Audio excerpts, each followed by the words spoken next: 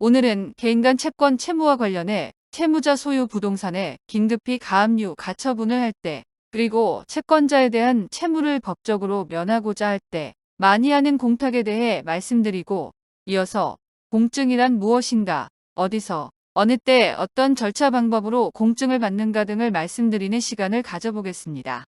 먼저 공탁에 대해 말씀드리겠는데요. 공탁이란 법령에 규정된 원인에 따라 금전, 유가증권, 물품 등을 지정된 공탁소에 임치하여 법령에서 정한 일정한 목적을 이루기 위해서 합니다.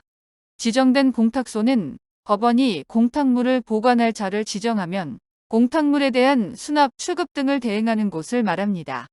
채무자가 채무 이행을 제공함에도 불구하고 채권자가 정당한 이유 없이 채무 제공의 수령을 거부할 때 채무액 상당액을 공탁함으로써 채권자에 대한 채무를 면하게 되는 변제공탁, 그리고 민사사건 소송에서 발생이 예상되는 상대방 손해에 대한 보증을 목적으로 하는 재판상 손해담보 공탁들이 그것입니다. 공기관에 맡긴다는 뜻이 있는 공탁, 공탁은 왜 하고 진행 과정은 어떻게 되는지 살펴보도록 하겠습니다. 공탁자란 법률적 목적으로 피공탁자를 위해 금전 등을 공탁기관에 맡겨두는 사람이며, 피공탁자는 그것을 수령해 출급 청구할 수 있는 권한을 가진 사람을 말합니다. 공탁사무의 처리는 지방법원장 등이 지정하는 법원사무관 등이 처리하며, 공탁하려는 사람은 공탁관에게 공탁신청서 2통을 제출해서 합니다. 대법원 공탁규칙에서는 시, 군 법원 공탁관의 직무범위로 변제공탁, 재판상 보증공탁, 집행공탁, 몰취공탁을 규정하고 있습니다. 우선 변제공탁을 할 수 있는 요건을 보면, 채무자가 제공하는 채무 이행에 대한 수령을 채권자가 정당한 이유 없이 거부하거나 수령할 수 없는 경우로서, 채무자가 채권자에게 채무 이행을 한 것 같은 법적 효과를 얻기 위해 하게 되는데, 채권자가 채무자에게 무리한 요구를 하는 등 정당한 채무 이행의 수령을 거부할 때 공탁을 하게 됩니다. 공탁을 함으로써 채무자는 채권자에 대한 채무 불이행의 법적 불이익으로부터 한층 자유로워질 수 있는 것이 바로 공탁인데요. 형사사건에서 합의금 액수에 대한 의견 차이로 상대방이 수령을 거부하는 경우나 채무자가 채무 이행을 지체한 것처럼 만들기 위해 악의적으로 수령을 거절하거나 지연하는 경우 등을 포함합니다. 공탁 신청 시 채무자는 채무를 이행하려 했지만 채권자가 수령을 거부했다는 증거를 제시해야 되는데, 채무자가 변제의사를 내용증명 등으로 채권자에게 통지한 사실을 공탁관에게 서류로 제출해야 합니다. 다음으로 재판에서 하는 보증 담보 공탁인데요. 가압류, 가처분 신청 사건 등에서 후일에 일어날 수 있는 상대방에 대한 손해 등을 담보하기 위한 공탁으로 민사 가압류, 가처분 사건에서 많이 하고 있습니다. 먼저 타인의 재산에 대한 가압류나 가처분을 할 때 가압류를 당한 사람이 재산상 불측의 손해를 입을 수도 있는데, 그를 방지하기 위한 목적에서 법원은 채권자에게 담보 제공 명령을 하고, 채무자는 그 명령에 따라 현금, 공탁보증보험 등으로 공탁을 하게 되는 것입니다. 또 가압류를 당한 채무자 입장에서도 가압류 집행을 정지해달라는 신청 역시 할 수 있는데, 법원에서 채무자의 신청이 합당하다고 인정하면 집행정지에 따른 손해 위험에 대한 담보 제공 명령을 하게 되고, 이때 채무자는 가압류 금액에 대한 담보 공탁을 함으로써 집행을 정지시킬 수 있는 것입니다. 이른바 해방공탁이라 하는 것입니다. 다음으로 몰취공탁과 보관공탁이란 것도 있는데요. 몰취공탁은 민사소송에서 소송 당사자가 판사에게 소명에 가름하는 담보로서 금전, 유가증권 등을 공탁하는 것인데요. 후일 판사에 대한 소명이 거짓으로 밝혀지면 법원이 담보 공탁금을 몰취해 국고로 하는 징벌적 공탁입니다. 보관공탁은 사채권자 집회 소집 청구 및 의결권 행사를 하기 위한 무기명식 채권 소지이니, 그 권리 행사를 하기 위한 방법으로 잠시 맡겨두는 단순 공탁이라고 알아두시면 되겠습니다. 이제까지 공탁의 몇 가지 종류에 대해 알아보았는데요. 지금부터는 공탁의 신청, 공탁 수리, 출급, 회수 등에 대해 살펴보겠습니다. 공탁을 할 때 공탁자는 신청서에 공탁자, 피공탁자의 인적사항, 공탁의 원인이 된 법령, 공탁의 사유 등을 기재한 신청서를 제출합니다. 신청이 수리되고 공탁금이 납입되면 공탁관은 피공탁자에게 공탁 사실을 우편으로 통지합니다. 공탁관으로부터 통지를 받은 사람은 수령을 위해 출급 청구를 할 수 있는데요. 공탁관이 보낸 공탁통지서, 출급 청구권을 증명하는 서면 등을 첨부해서 출급 청구를 합니다. 한편 공탁자는 공탁이 착오였다거나 공탁원인이 소멸한 때 등 몇 가지 경우엔 그 사실을 증명해서 다시 임치된 공탁물 회수 청구를 할 수 있습니다. 공탁사무에서 공탁관은 공탁 신청이나 출급 및 회수 청구를 수리하지 않을 수도 있는데요. 그러한 공탁관 처분에 불복하는 당사자는 관할 법원에 이의 신청을 할 수 있습니다. 만일 그러한 이의 신청에 공탁관이 상당하다고 인정하면 그 이의 신청에 걸맞는 처분도 하게 되지만 이의가 이유 없다고 하면 5일 내에 처분에 대한 공탁관의 의견을 첨부해서 관할 지방법원으로 보내게 됩니다.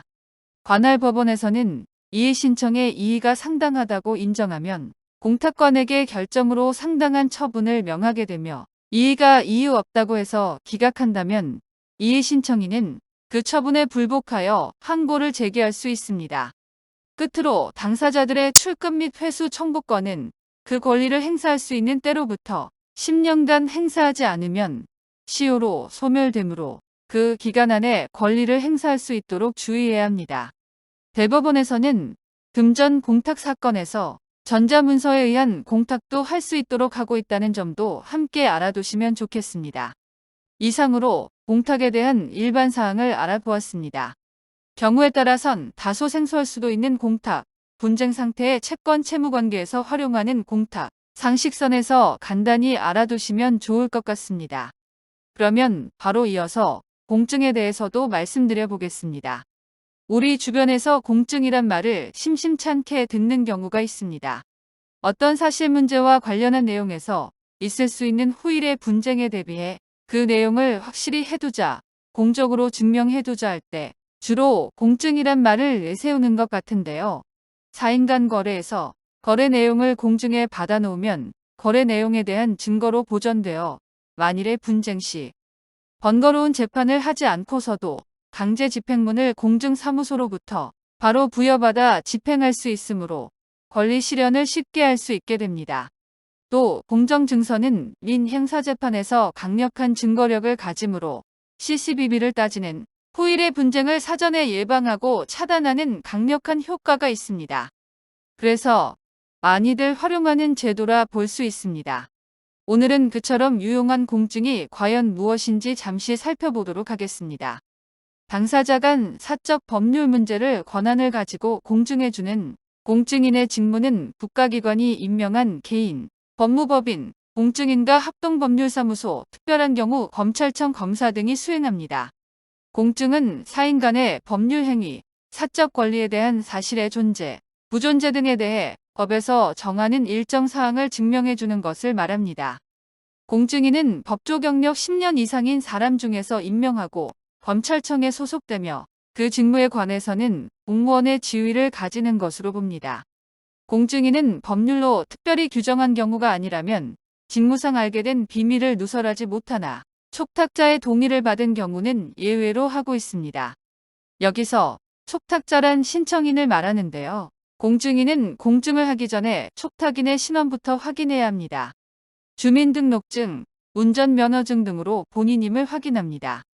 촉탁인의 얼굴과 성명을 아는 증인 2명에게 촉탁인이 확실하다는 증명을 하게 해 확인할 수도 있습니다.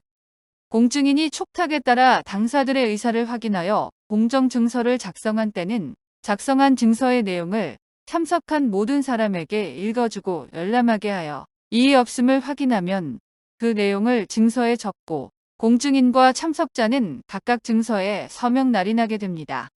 만약 대리인에 의해 촉탁되었을 때는 그 사유와 대리권을 증명할 서류를 제출케 한 사실, 대리인의 주소, 성명 등을 증서에 적어야 합니다.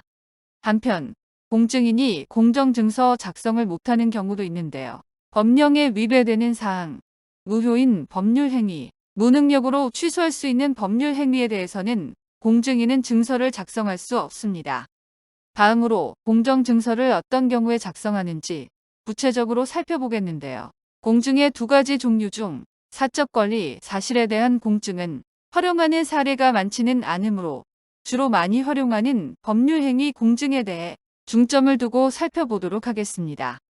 첫 번째, 돈을 빌려주고 빌릴 때 하는 금전 소비 대차 계약 공증인데요. 돈을 갚아야 할 때 채무자가 약속 이행을 안 하면 공증서를 가지고 별도 판결 없이도 채무자 재산에 즉시 강제 집행을 할 수 있습니다. 다음, 채무 변제 계약 공증은 준소비 대차 공증이라고도 하는데요. 예를 들어 물품 대금 등 채무를 차용금 채무로 하겠다는 약정을 하는 공증입니다. 유언에 대한 공증은 유언자가 증인 2명과 함께 공증인 앞에서 유언의 내용을 말하면 공증인이 그를 확인하여 공증서에 기재하는 공증이며 유언을 대리로는 할 수 없으나 만 17세 이상이면 독자적인 유언이 가능합니다. 유언 공증에 따라 효력이 발생하면 소유권 이전 등기 등을 바로 할 수 있게 됩니다. 협의 이혼에 대한 공증도 하는데요. 양육비며 위자료, 재산 분할 문제 등을 확실하게 확보할 목적으로 하는데 이혼 계약 공증도 집행 권한이 됩니다. 다음으로 토지, 건물, 동산에 대한 인도 계약 공증인데요. 인도 반환 청구 내용에 강제 집행을 일락하는 내용을 기재하여 증서를 작성합니다. 여기서 일락이란 인정하고 승낙한다는 말인데요. 임대차 종료 6개월 전에 작성하고 임차인에 대한 보증금 지급에 대해서도 임대인이 강제 집행을 승낙한다는 합의 내용이 함께 포함될 때만 작성할 수 있습니다. 다음, 약속어음에 관한 공증은 공증서에 약속어음을 첨부하고 강제 집행을 인락하는 내용을 기재해 작성합니다. 만기에 발행인이 지급을 하지 않는다면 곧바로 강제 집행을 할 수 있습니다.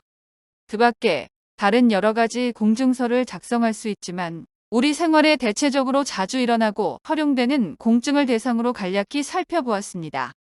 공증을 받은 촉탁인과 그 승계인, 법률상 이해관계자는 언제라도 공증서 원본, 열람, 등본과 등본 초록, 증서정본 등의 발급을 청구할 수 있습니다. 지금까지 우리 일상생활에서 타인과 거래 시 중요한 역할을 하는 공증에 대해 간단히 살펴보았습니다. 약속 불이행이라는 분쟁의 소지를 내포하고 있는 타인과의 거래에서 거래관계를 보다 더 확실하게 담보하기 위해 공증을 활용하는 것은 필요하고도 중요합니다. 잘 활용한다면 발생할 수 있는 무모한 분쟁을 미연에 방지할 수 있고 별 탈 없이 거래관계를 유지하는 데 큰 도움이 될 수 있습니다. 공증제도를 잘 이용해 보실 것을 권장드리면서 공탁과 공증에 대한 영상을 이것으로 마치도록 하겠습니다. 감사합니다. 8달러였습니다.